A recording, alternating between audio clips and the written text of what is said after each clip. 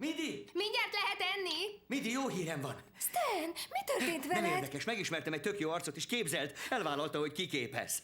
Komolyan? És hogy hívják? A mester. Örvendek, Mr. Csak mester. Ide költözik, és edz velem. Fizetni ráérek akkor, ha elérhető a bankszámlám. A szerződés. Ja, már is megírom.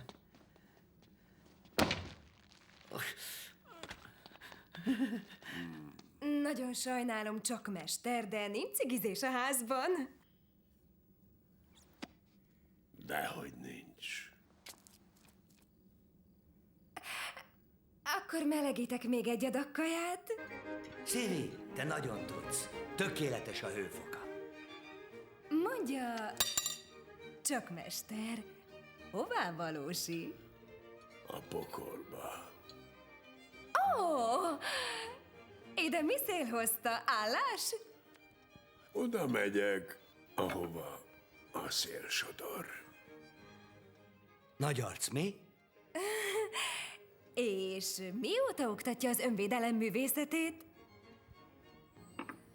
Kis hölgyem, nem művészetet okítok, hanem tudományt.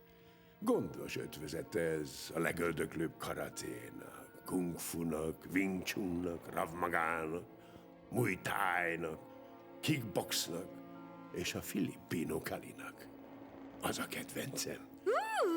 Ez szép! Megkeresem a gyenge pontot, és erősséggé változtatom. Ami most háj, a bulizom lesz. A pörsenésből üszkös fekély. A kétkedésből erős akarat válik. Ezt most már abba hagyhatná? Micsodát? A kezével! Meg is feledkeztem róla. Dobok egy barnát. Csak tessék.